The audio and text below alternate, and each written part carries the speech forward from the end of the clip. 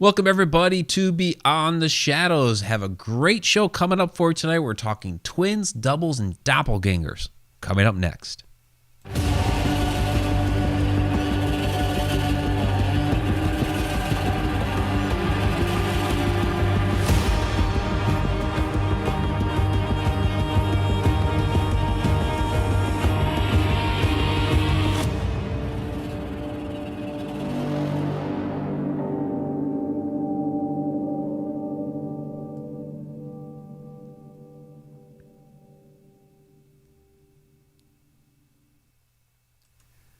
Welcome, everybody, to Beyond the Shadows. I'm author and ghost historian Mike Ricksecker. Great show coming up for you tonight. Twins, doubles, and doppelgangers. This is basically a piggyback off of last night's upload to the Haunted Road Media YouTube channel, in which we actually covered doppelgangers, the history thereof, and a lot of interesting, creepy, historic stories that I learned a lot here doing the research for this. But before we get to all that, we got to do this first. This episode of Beyond the Shadows is brought to you by Haunted Road Roast. It helps you hunt ghosts. That's our coffee. You can find that at hauntedroadmedia.com. I know those listening to the podcast later can't actually see the bag of coffee, but there it is up on the shelf. All right.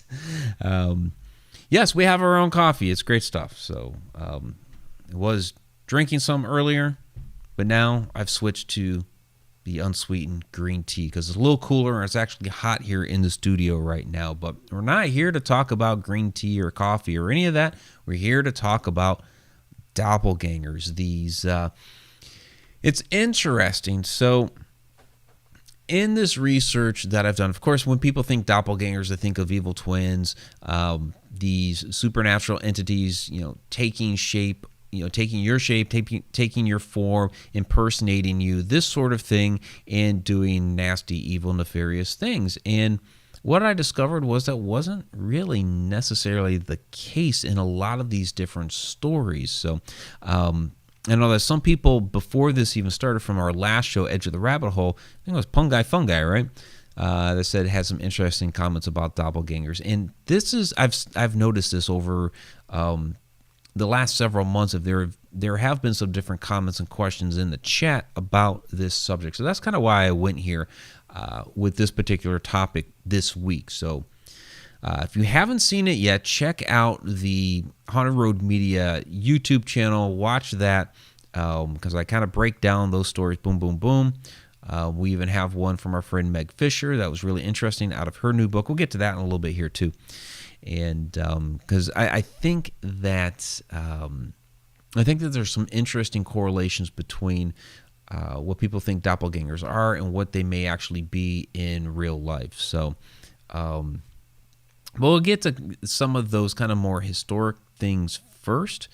And I have the wrong photo here first, but this is basically what people think doppelgangers are. And I know the podcast, you're not going to see these photos. So like the creepy twins here, the anorexic girls, really, they do look creepy. I think these are just twin girls in a historic photograph, but I've seen this one around the internet a lot used as a photo of doppelgangers. But I don't really think that's the case of what they are. But this is what people think they are. But a tragic historic case of what would be considered doppelganger, at least in his mind, Michael Cleary's mind. So the story of Michael and Bridget Cleary, we covered that when we covered fairies, because he believed that his wife was actually a fairy changeling. So the old myth and lore, sometimes fairies would kidnap a person and take them into the fairy realm. So through the portal in the fairy ring, they would grab the person and take them into the fairy realm. And then on this side, on our side of that portal, a fairy would take the shape and form of a human. So essentially the changeling, quote unquote changeling, would actually be a doppelganger of the person. And so therefore, Michael Cleary believed that his wife Bridget was essentially a doppelganger, was a fairy changeling. So doppelganger for sure, and well, at least that's what he thought. He did kill her. So, what happened there between what he was doing? I mean, he was abusing her to death. She was set on fire. It's not known whether she was actually dead before he set her on fire or not. I guess that's like the question. So what actually did kill her? We don't know, but he did. Apparently, one of these different things that he did to her, thinking that she was the doppelganger. And really what had happened is she had fallen very, very ill, and he, in his belief, with her illness and the way that she had been acting before the illness, and then the way she was acting during the illness, he just was like, this isn't my wife. This is a fairy changeling. And they actually, where their house was actually in an old ring fort area. And of course, there's a lot of legends and lore, going back into the fairy lore, about how ring forts were supposed to be, portals to the fairy realm. And so he believed that this happened to his wife, that the fairies got her and replaced her with a doppelganger. And so he murdered her, unfortunately. That was in 1895.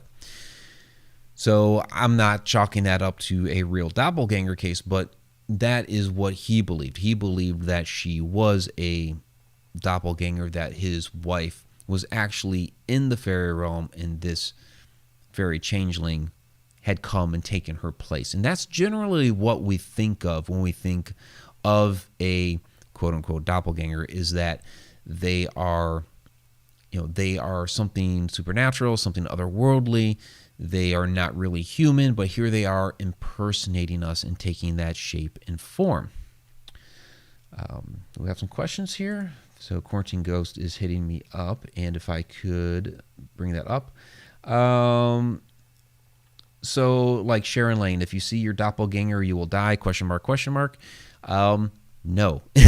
And we'll get into some of those stories, because if that were true, then like in those stories that I presented last night when I released that video on the Haunted Road Media channel, all those people would have died because their doppelganger was right there. In fact, a famous poet would have died. Goethe would have died, but he didn't. And then Tracy Christian, do you think doppelgangers are real or urban myths? So I'm going to get into that, what I believe doppelgangers really are. And I don't believe that they are like Michael Cleary thought, that they are some supernatural being or creature that is taking the form of us here in our world, on our plane of existence, cohabitating here. And also, I want to throw this out there. This has nothing to do with celebrity lookalikes. When for that video yesterday, I'm no longer using these people, but I outsourced that video because I have a ton on my plate, and so it takes me a long time. You guys have no idea the amount of time that I put into editing those videos that I put out every week. Basically, I can just chalk up a day of my life is gone just to do the editing on it. And that doesn't even get into, the script that I have to write for it, and the actual release of that video and all that stuff. So when I outsourced that video, the very first thing that they did is in the intro, they did like a whole bunch of celebrity lookalike photos. And it's like, this is nothing of what the video is about. Are you kidding me? So this is not about celebrity lookalikes and people looking like different celebrities and things like that. No, that's just irony. Over the years, I've been said that you look like this person, you look like that person, and other people, friends of mine, you look this person, that person. We're not getting into that. This is about stories over the years, over the centuries, of people who have actually experienced their own doppelganger, their own double, their own lookalike, in these really interesting experiences. And I think that they are something else other than another entity coming in to look like you or look like somebody that you know. So I mentioned Goethe earlier. So Johann Wolfgang von Goethe, so famous poet, and he lived long after he saw his double. So basically, what was going on with him is he was traveling to Drosselheim. He was having an affair with a young woman, and he was going there to be with her. He was feeling kind of guilty about it, so he's kind of lost in thought as he's going along, traveling down the road, and all of a sudden he sees this man, also traveling down the road, walking down the road in this gold-trimmed gray suit, and he thought it was an interesting-looking man, especially the gold-trimmed gray suit. Like, oh, okay, that's kind of interesting. But he kept going on to Drissenheim. Years later, 8 years later, he's traveling down the same road again, and he realizes, as he's looking at himself, he's dressed in a gold-trimmed gray suit, and he's walking the same path that the man that he previously saw was walking. He realized, wait a minute, I saw myself. I was my twin. I was my lookalike. Basically, he was his own doppelganger 8 years later, walking down the road. So this is where, it's stories like this that makes me think that, well, doppelgangers aren't really like some other supernatural entity, like a fairy that's kidnapping you and taking your shape and form. He saw himself in some sort of time slip, an 8-year gap. And as he's, going down the road, he actually, whatever crazy reason, himself at 1 year and himself 8 years later actually crossed paths in some sort of strange time slip. Now, what kicked that off? I don't know. I mean, heck, it could have been his anxiety or something, kicked it off. I have no idea. But something did. And we'll see some more of those different things here as we go along. Rick Gabbert, what would happen if someone runs into their own doppelganger? Nothing. See, that's the thing. That's the crazy thing. That is one of those crazy legends that's gone along with this, that somebody along the way dumped into this whole thing about doppelgangers. That whole, if you see your doppelganger, you will die. That thing. It's a myth.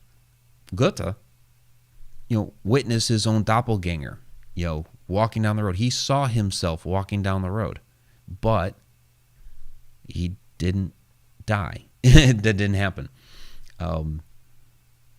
So you can run into your own lookalike, and it's not like the whole idea that if you go back in time and you interact with yourself, then all of a sudden there's a crazy paradox and the entire universe explodes. No, that's just that's somebody's imagination running wild, and they lump that into the story. I believe that is the same here with with this idea that if you run into your own doppelganger, then you'll die. No, that's not going to happen. You're just witnessing yourself. So, Quarantine Ghost, Mike, scoot over. I want to see your shirt. Okay, is it GOT? Actually, yeah. So it's Jack Skellington. Halloween is coming. So, yeah. I don't know. Somebody's ad on Instagram, or maybe it was Facebook or whatever, had that, and so I had to grab it. So there's another one that I grabbed here recently too. That anybody on Facebook that saw my story the other day with the Pluto shirt, I got those around the same time, not from the same company, but I got those around the same time. Glad you guys like it. So, Victoria Monday, Tom Cruise, Mike looks like Tom Cruise. Yeah, that's the first person I was ever really told that I looked like. And I remember the exact moment I was first told that. It was when I was in Air Force Tech School, and we had a girl come in to take a photo of our class, and I was kind of sitting up on the table, and just kind of the way I was positioned and everything. It's a good photo, and she told me, you in the end, you look like Tom Cruise. I was like, whoa, really? But I heard that for several years after that. And real quick here, the funniest story associated with that is with my son Colin when he was 4 years old, and wheeling him and my daughter Ariel. We had one of those long strollers, a double stroller. He was in the front. Ariel was just like a baby at the time. Like, she was really little. She's in the back. Well, she would have been 2. Yeah, so she was still pretty young. And we're in the Laurel Mall in Laurel, Maryland before they shut it down. I guess it's gone now. And it was when Mission Impossible was out, the very first Mission Impossible movie. And for any of you that remember that movie poster, Tom Cruise was kind of silhouetted in that. It's like you can still see, his, features and stuff like that, but it was darkened with a light background. And Colin pointed at that poster and said, "Daddy." So, if your own son is mistaking a poster of Tom Cruise for you, it's like, okay, yeah, I guess so. As I've gotten a little bit older, not so much any. He's got a bigger nose, but yeah. In any case, Robert Hanna, so you believe doppelgangers are time slips? Not all. I think some. I think what we call doppelgangers are a variety of different types of supernatural activity. I'll get into another example here in a moment. So, yeah, did you see the Family Guy episodes with Tom Cruise? He was Stewie's height. Yeah, Tom Cruise is actually quite short. He's like 5'6", so I'm actually taller than he is. All right, in any case, enough of Tom Cruise. Emily Saget. So this is interesting. So Emily Saget was a French school teacher in the 1800s, and there were a number of times where her doppelganger was witnessed by many of the students, not just her, but by many of the students as well. So she's teaching in class, and all of a sudden, her double appears next to her. And not only did it appear next to her, but she was writing on the chalkboard at the time, and her double also suddenly started acting like she was writing on the chalkboard, but she wasn't actually holding any chalk, or at least none that they could actually see. So a second story with Emily is that the students are all in there's a whole slew of them on these big long tables. I don't know if it was like when I've read this story, I've read it as almost like they were in the Great Hall at Hogwarts or something, because there's these great long tables. There's 42 of these students sitting there, and they could see her through the windows out in the garden. She was picking flowers and what have you.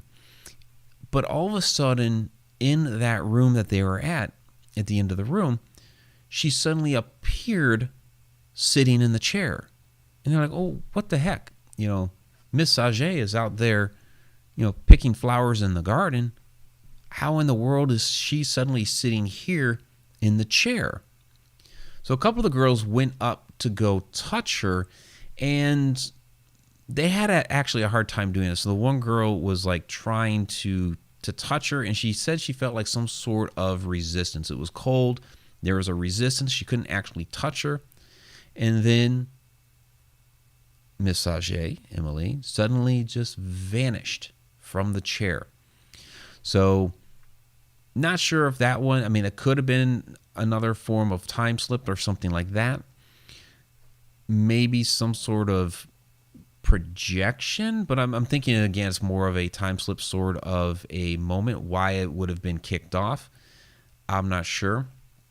But it seems when these things happen that, of course the person's in the vicinity. So, with Goethe, he's walking down the road or traveling down the road, and he sees this guy. Well, they're in the vicinity. With Emily Saget, in the vicinity, at the chalkboard right next to her. Okay, so she's able to do something here, maybe some energy pushed out, and she's able to connect with something at another point in time. Garden to chair, well, at least that seems to jive with these couple of people. The next one is really all kinds of crazy. So Fungi is asking about astral projection.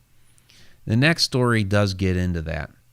And this one is really all kinds of nuts. So Sister Mary Jesus of Agreda. Now, what's really interesting about this is there was a Spanish missionary named Father Alonso. I guess technically he was from Portugal, but he was working for Spain. So he was in the New World, 1600s, out in the New Mexico area. And he meets up with these Jumanos Native Americans, first time that they've had interaction with him. And he's trying to, what all missionaries do, he's trying to proselytize to them. Come to find out, these Jumanos Indians actually already knew many of the Roman Catholic customs, and they actually were saying a number of the prayers and incantations and what have you in their own native tongue. And he's like, what in the world? What is going on here? How do you already know these different things? And the Indians told him, well, there's this lady in blue that's been appearing to us for a long time now, and she has taught us all these different things. So, he's flabbergasted. When he heads back to Spain, he basically launches an investigation to try to find out, okay, what's going on, with this lady in blue. From the description, sounds like a nun.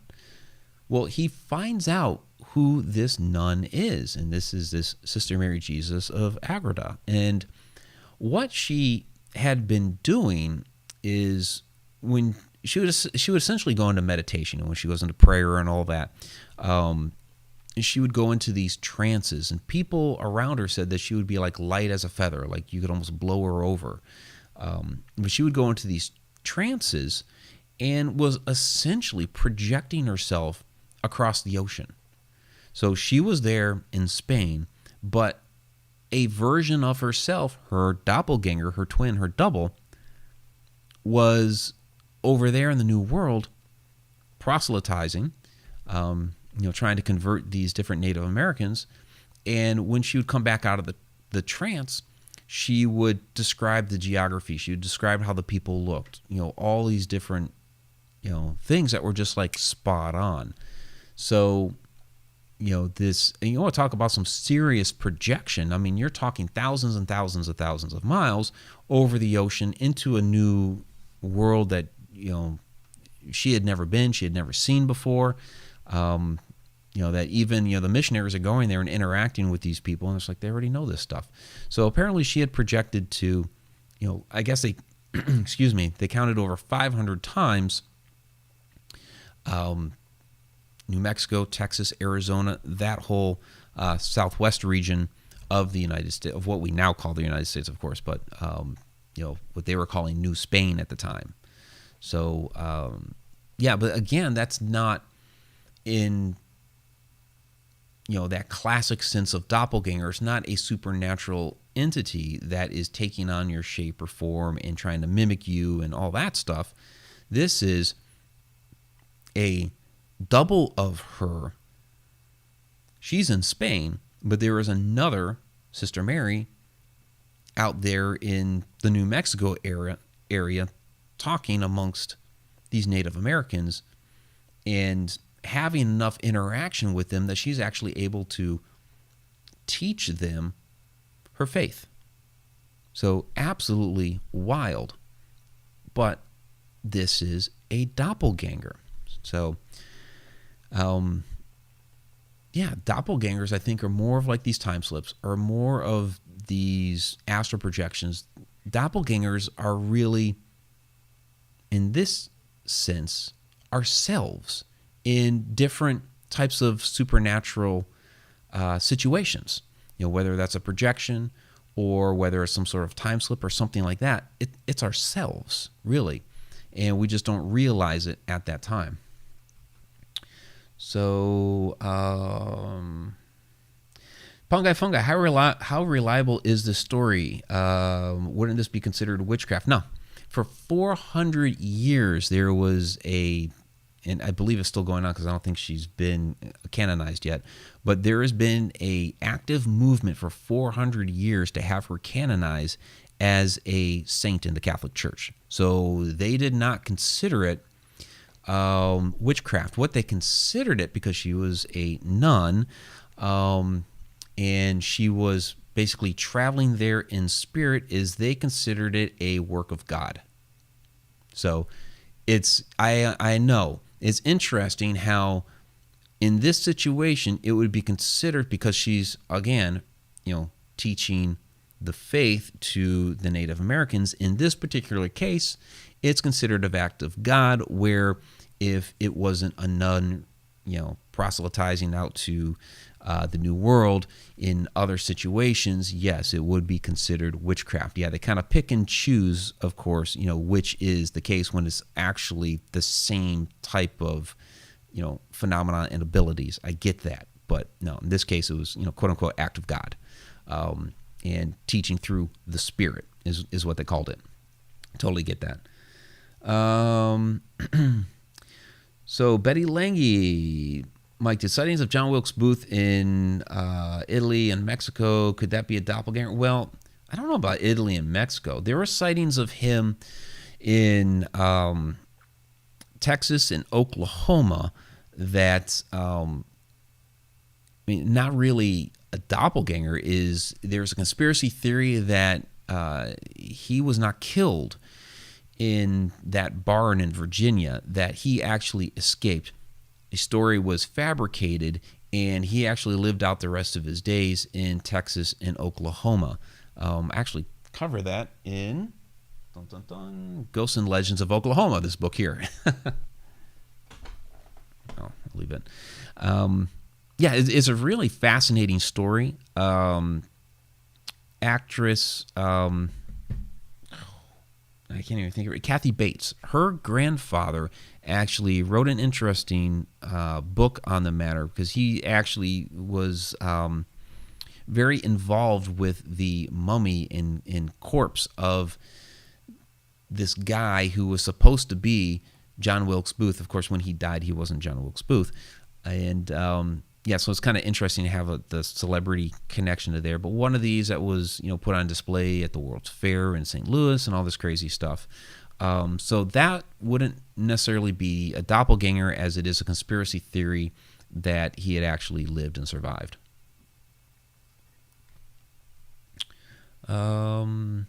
Alina, I remember watching a movie called The Abandoned, I think. It took place in Russia. The doppelgangers in it. The story was chilling. I did not, and she's asking if I saw it. Did I see that? No, I didn't see that, so I can't comment on that. So, Mr. CO2, do doppelgangers possess their own consciousness? In the sense that we're talking about here, if they are, I believe it's like your consciousness, really. So if it's a time slip, it's just yourself at two different moments in time. If it's like Sister Mary Jesus projecting herself, it's her own consciousness, basically in a state of meditation and astral projection. She's projected herself, across the ocean, really. And so it's her consciousness there, it's her own, but it's not a separate consciousness. It's that the consciousness at that point in time is no longer in Spain. It was there in the New World. So, yeah, if you can imagine that type of, it's almost like a teleportation, right? It's absolutely fascinating. So, all right. So I want to move on to Meg's story here, and I do want to talk about twins here a little bit, so because I do have some interesting twin connections in A Walk in the Shadows when talking with shadow people, and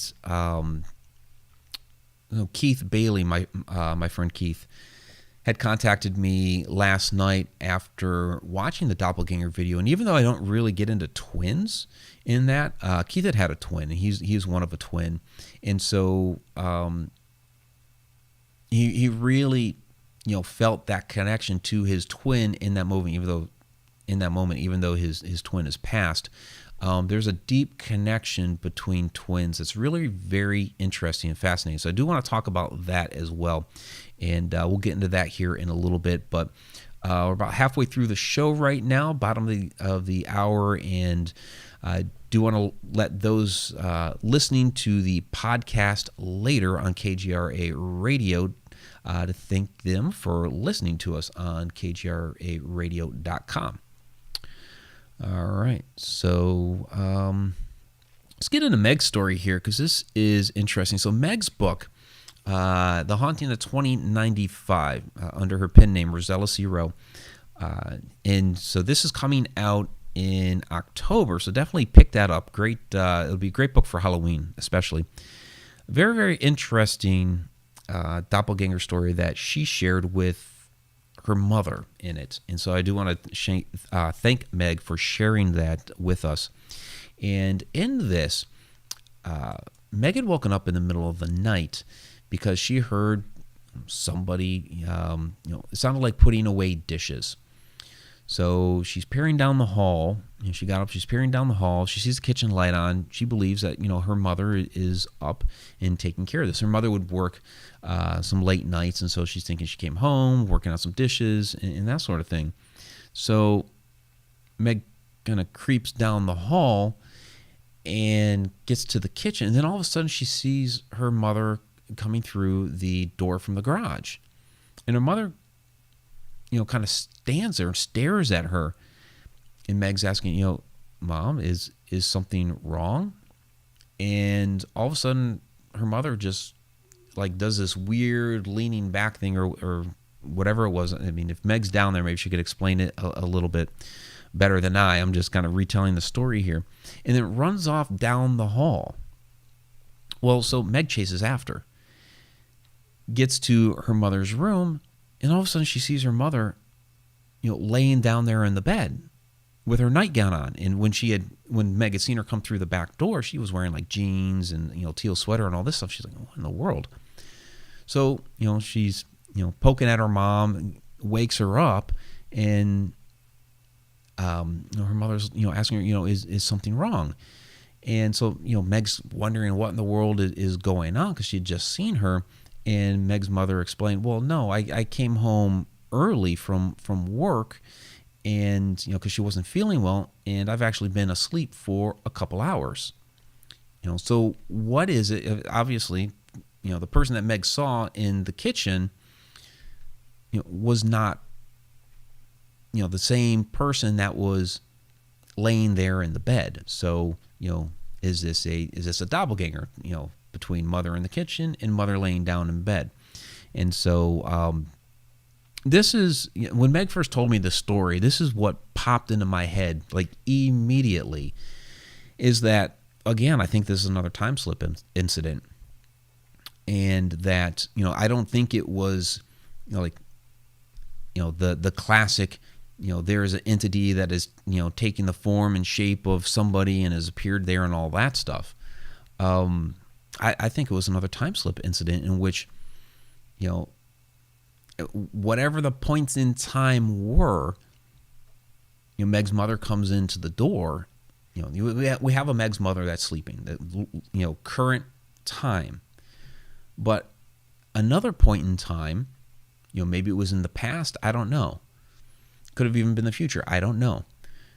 Comes in the back door, sees Meg standing there, and is like, what in the world? Either, maybe, she's recognizing it's her daughter at a different age, not sure. And it's just like, this is bizarre. What in the world is this? And as, Meg is kind of reaching out, hey, Mom, what's wrong sort of thing. Her mom, maybe at whatever time frame that was, runs off toward the bedroom. So Meg is seeing a glimpse of another point in time. And what's interesting about this is, so if Meg was seeing perhaps something, let's just say it was the past. If Meg was seeing a glimpse of the past, because she said it was her favorite jeans and teal sweater, so maybe she had these for a while. If she's seeing a glimpse of the past, and her mother is recognizing this is my daughter, but an older version, is kind of bizarre. So Meg's mother at that point would also be seeing the future. And we've talked about this when we talk about sometimes with these ghosts and spirits and apparitions that we see where they look at us like we're the ghosts. Well, is that kind of the same thing here, that it wasn't necessarily a doppelganger incident, that it was actually a time slip, and it was two moments in time coming together for a brief moment, and they each saw each other, and they're like, what in the world is going on here? So that's what immediately popped in my head when she told the story. And I see Meg down there in the chat, kind of fielding some of those questions down there. So and that's interesting. So, Meg, maybe you can kind of comment on that. So the one question I had about the story was, you heard the dishes, but then you saw her walk through the back door. So it almost makes me wonder if there's like a third thing going on here too, because if you saw her walk through that garage door into the kitchen, but you had heard the dishes, maybe the energy of the house, because this was a haunted house. So there's definitely a lot of energy going on here. So maybe at that moment, in time, well, time's relative, right? It's got a own construct. Maybe at that moment, you had all this energy kind of fluctuating, and maybe in this time slip that was going on, you actually had three different points in time converging between, Meg in the present, the sound of the dishes getting put away whenever that was, and then, this actual visage of Meg's mother walking through that door and into the kitchen. So it's there's a lot going on here. It's an absolutely fascinating moment. So it's very, very cool. And definitely get her book. So Carrie, multiverse. I don't think it's multiverse. I don't think is the thing that I can't stand. I'll just say this briefly. The thing I cannot stand about the multiverse theory. Do I think that these are other dimensions? Well, of course, I also think that everything that's happening, past, present, future, is happening concurrently, and there are certain factors that make these things kind of bleed over. So they're all happening at the same time anyway, and there are certain moments in which we can kind of get a glimpse of another point in time, because it's all happening right now anyway. But the thing that I can't stand about the multiverse theory is that each one of our actions kicks off a new universe. Whenever we make a decision, that a new universe is kicked off, and I can't possibly believe that, because we make thousands and thousands of different decisions every single day, and so that would mean that there are infinite numbers of different parallel universes created every day, because of how many billions of people are here in the earth. I can't buy into that. But space-time continuum, everything happening concurrently at one time, and there's some sort of maybe energy fluctuation or whatever that makes different moments kind of converge for a brief moment. Yeah, I can get into that.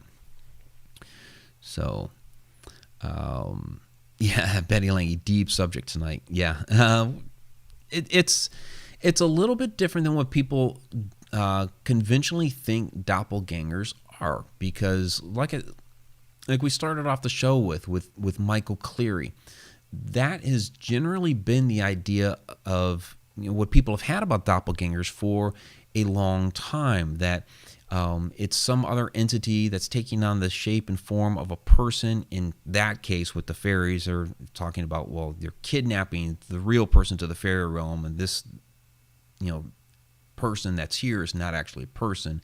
It's actually a fairy that's taken on the shape. That's generally what people have thought these things are. Whether, again, the video I posted last night, I talked about the Doppelgangers, which is it's Norse mythology, and the way those worked is that the double would appear and act out all of these things before you, and then you'd come by and actually do it. And so this was like some crazy form of deja vu, when again if these incidents really happened, and so they came up with these legends based on this, was this actually, again, another form of time slip, just really, a real narrow point in time where, somebody saw it happen and then boom, it kicked off again, either one way or the other, whether it was, past or future that went first or went second, but that time slip was just boom, boom, like back to back like that, maybe. And they came up with this legend of the Doppelgangers after that. I mean, I don't know for sure because I wasn't there, however, 1,500 years ago or whatever when they came up with that. So, all right. Betty Lange. So would seeing an angel also be like seeing a doppelganger? No, because an angel is a total separate entity from you. So, like, I'm not an angel, but I might see my double walk through the door over here because I have previously walked through that door, and so there may be a time slip in which I see myself walk through the door, but that's not an angel. That's just me at another point in time. Or if I sit down and astral project somewhere and my visage appears somewhere else, again, that's not an angel. Angels are separate divine light entities. So now, could there be possible?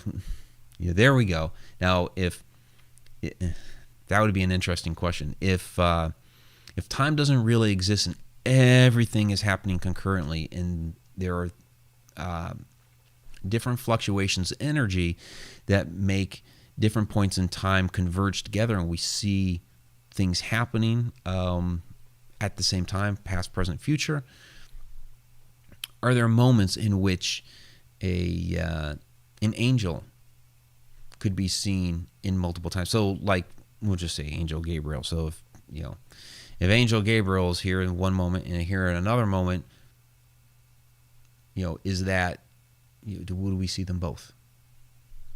Or are angels outside the realm of time? I don't know. I don't know.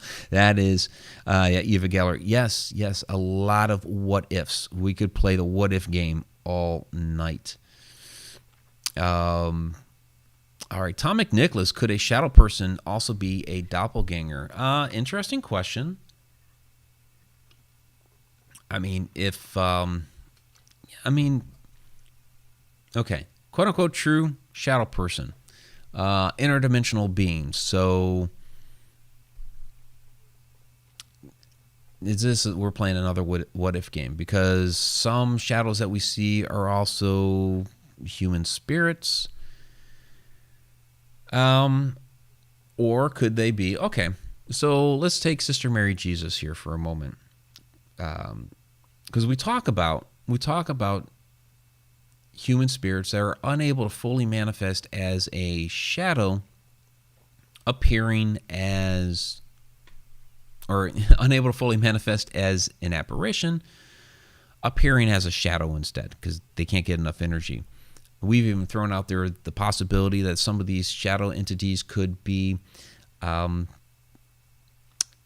aliens. They could be extraterrestrials, and for whatever reason, when there's a special means interdimensionally that they're traveling, they're unable to fully form or appear, and they just come off as a shadow. So if somebody is astral projecting, like Sister Mary Jesus, and in that moment, maybe she's not able to get up enough energy or what have you, and isn't able to fully form as that lady in blue, would she come off as a shadow instead?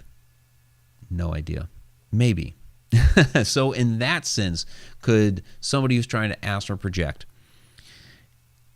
and can't quite do it, is that then the shadow in that shadow person in the room? It makes you wonder. That's actually an interesting question. So are some of these, I'm going to jot that one down actually, are some of these shadow people actually humans trying to astral project and visit? So, God, Tom, that's a good question. I mean, honestly, I mean, at first I was like, man, okay, shadow people, doppelgangers, yeah. But it's actually a good question and presents another scenario. So a lot of the shadow people that are reported are standing there staring, watching. A lot of people who try to astral project, one of their first things that they're trying to do first is just, try to get outside their body and just, be around their body and in their room.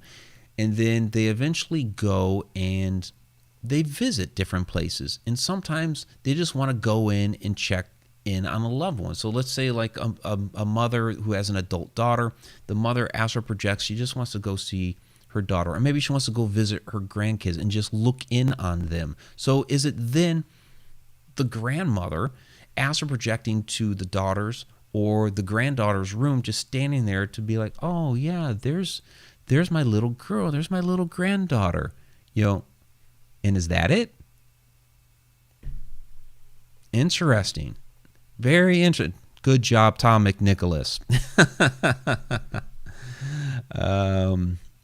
Yeah. So that turned out to be a really good question, Tom. And I'm going to have to throw that one into the upcoming book, The Shadow Dimension. Yep. All right. So we'll throw that into the Shadow Dimension course too. So I haven't talked about anything with that yet. Dave Styles, can they harm you in any way? That's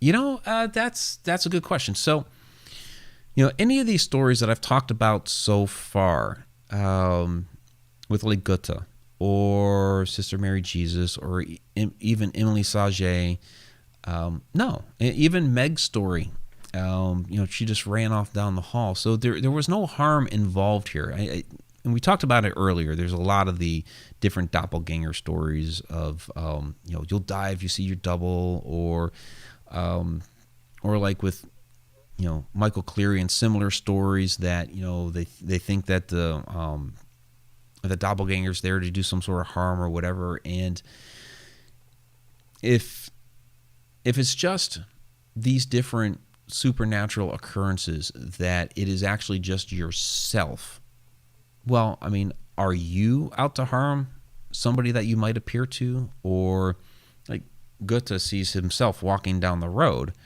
and realizes 8 years later, because he's dressed the same, oh, hell, that was me.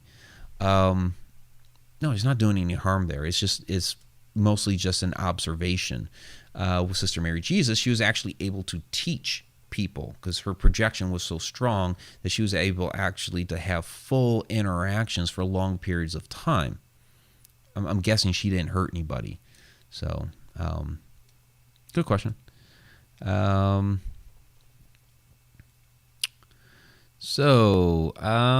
Victoria Monday, Mike, can doppelgangers ever come to warm themselves?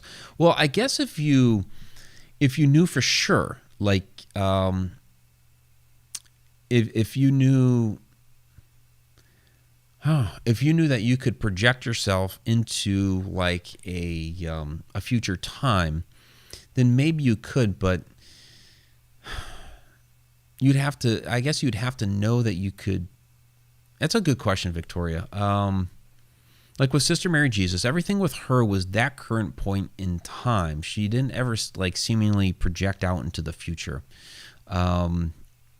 With like Gutta, with Meg's incident, with Emily Sage, those stories, they seem to be more of like time slips. So they weren't really aware of when those points in time were. I mean, Goethe figured it out, as he was the guy, 8 years later, like, oh my God, that was myself. But when he first saw himself, he didn't realize that. So what's interesting though is, thinking back to that story, because it was his younger self that noticed the man walking down the road, but 8 years later, apparently he didn't necessarily see himself, his younger self. Now, if he did, that would be interesting. Could he then, that 8 years down the road, interact with his younger self because he knew it was about to happen? or when he realized it, 8 years later, had that moment already slipped by. I'm not sure. So I'd have to see if there's any additional details to that story to figure that out. But that would probably be about the way that you could do that, is if you recognize this was, when I saw that person, that was actually me. I'm dressed like that now, so it's my older self, and get to that particular moment where the younger self saw that person. That would probably be about how you would do that. So, all right. Sharon Lane, there are several Catholic saints that were said to be seen in two different places at the same time.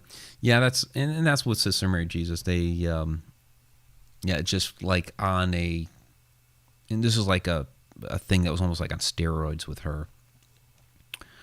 So, all right, we only got about 10 minutes left in the show, and I did want to talk a little bit about twins here, because I did come up, like I said, with my friend Keith Bailey here last night. His connection with his own twin in A Walk in the Shadows. I do have the stories with the Haynes sisters, Tammy and Tanya, and they're twins, and they have a pretty significant connection, and the shadow experiences that they share in that book, those instances were connected with them as well. So it's like, as one sister was seeing it, so was the other, and so they were both seeing the same thing at the same time. So it seemed like their connection also, I guess that shadow entity was also connecting with each of them. And in that particular story, because I had a couple, in that particular story, it had to do with the one's child. And so they were, at first they thought it was an omen that he was going to be taken, because he had some health issues. And so they thought that this was something that it wasn't harmful, or anything like that, but they were thinking it was more of like an omen that he could be going. Of course, they were still hopeful that they could get through it, and there were a number of times they would see the hooded shadow figure walk into the boys' room. But they never really felt that it was like evil or harmful or anything like that, just something looking over the situation. And then when like that one doctor's appointment where they went in with the boy, and the doctor was going to order the same series of tests again. He did this movement where he kind of like turned his head, like something or somebody was whispering in his ear. And then all of a sudden he came back, well, let's run these other tests actually. And they came back with a different diagnosis. The initial diagnosis was wrong. And after that moment, they never saw the shadow entity again.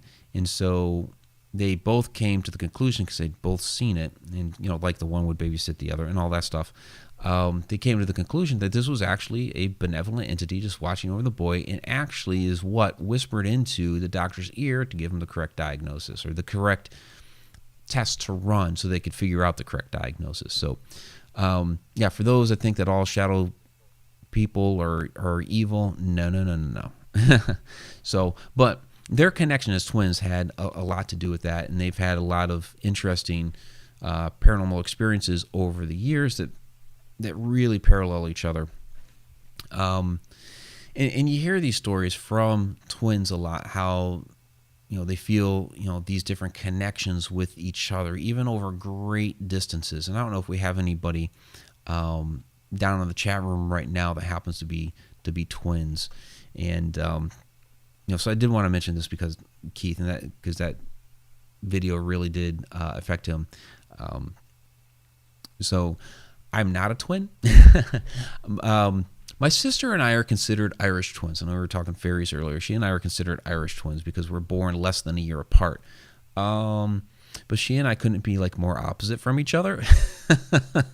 So, we grew up together. We were each other's playmates and all of that stuff. But we were very, very different people. So I don't know necessarily think that like the quote unquote Irish twin thing has those type of connections, but those that were in the womb together, so many times they seem to like really have those connections.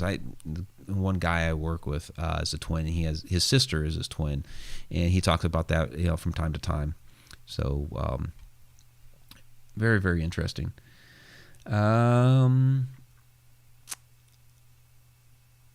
So a couple other questions here that we'll get into. I guess I missed. Thank you, Quarantine Ghost. Sharon Lane, does this happen some places on Earth more than others? That's an excellent question. I'm not sure. So the stories that I've mentioned here so far, I mean, they're all over, right? You're talking Germany, France, Spain, America. Yeah, pretty much all over. What I would say is that those locations, we've talked about it many times before when we talk about like ancient sites of powers and telluric currents, people misname as ley lines. Those places those locations that have those greater energy flows. If you were to tap into that energy, you would probably have a better time of trying to make that happen. I'd have to dig a little bit more on the church where Sister Mary Jesus of Agreda was at, because those ancient churches and temples and what have you were built on those sites. The idea back then was to be able to tap into that energy that was down there, and be able to, of course, use that and manifest that within the temple or the church. So, if she's at one of those locations going into this meditative trance and projecting herself, she may have been able to tap into that energy at that location to make this a greater type of projection. Maybe she was able to go over those distances because of tapping into that type of energy. So possible, but I can't answer that for sure. Alina, how would you react if you literally see your doppelganger, Mike? I would be like, cool, finally. Because I've always wanted to talk to a future or past version of myself. So yeah, if I saw a future or past version of myself walk into the door, I'd be like, cool, awesome, let's talk, dude. I would be totally into that, actually. It's something I've always wanted to do. It's a bucket list item. So Victoria, so the doppelganger dies when the person dies? ? Good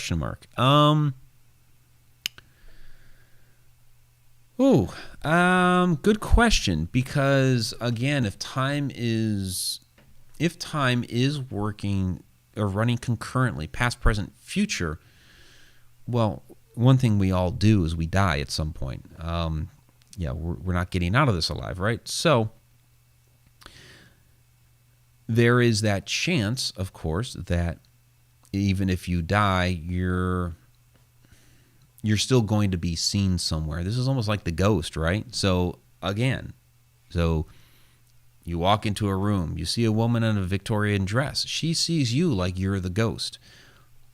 Time slip. You're just seeing another point in time. They're seeing the future. You're seeing the past. They're seeing the future. So that woman she's dead, but you're seeing, there's a time slip going on, so you're actually seeing her. So in that sense,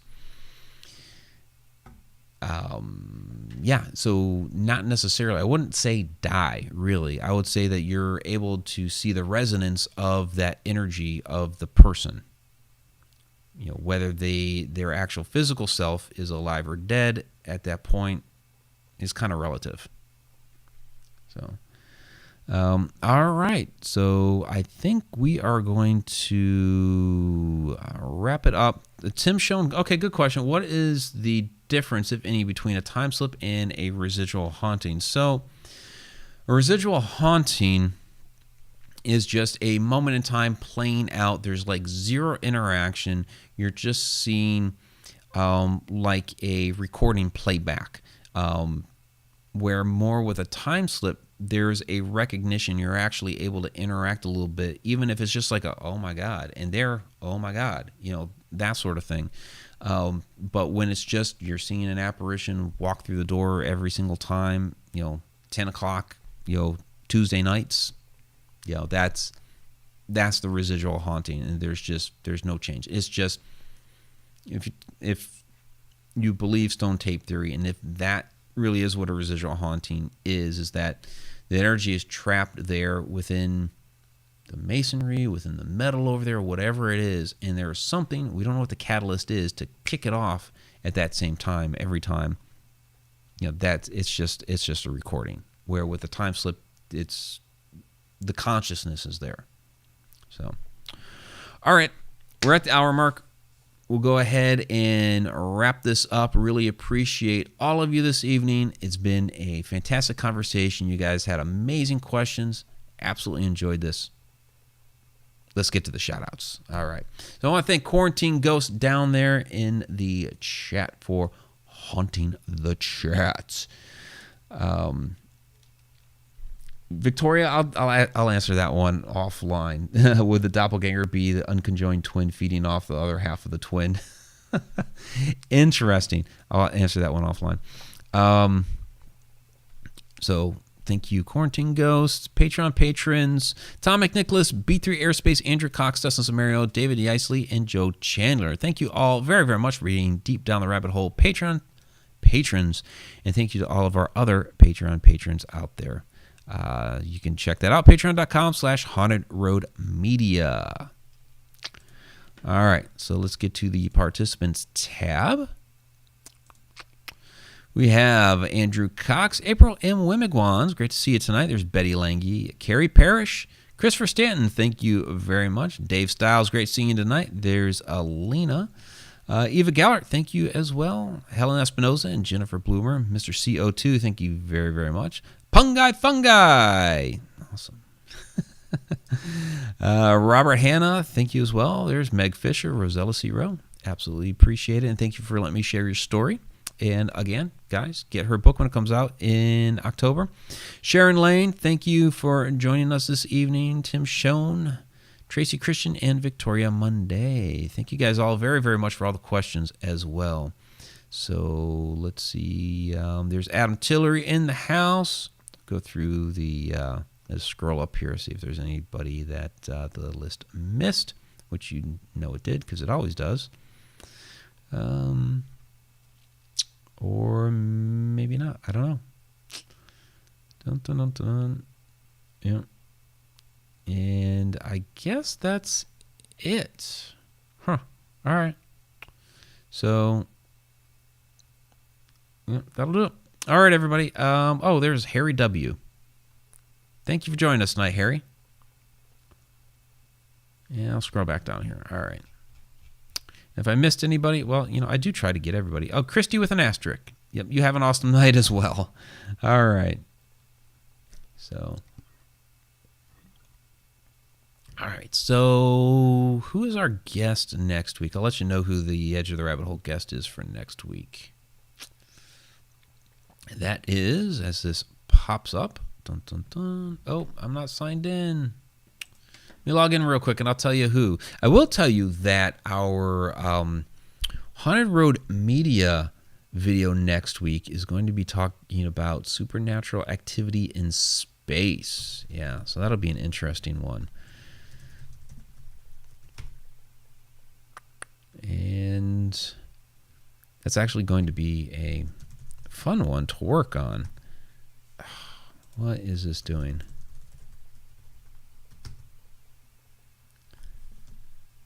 Maybe I can't log in. I'm trying to at least give you the guest for next week.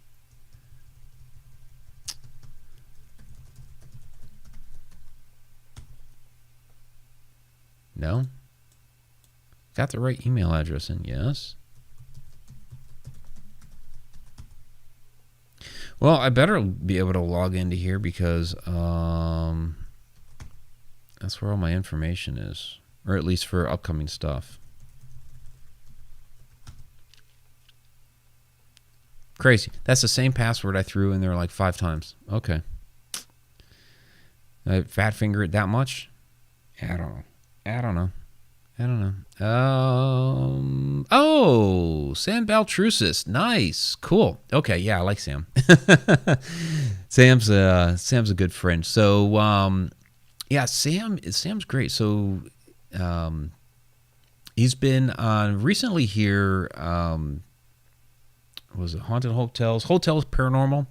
That's what it is. Hotel Paranormal, which is the Dan Aykroyd show.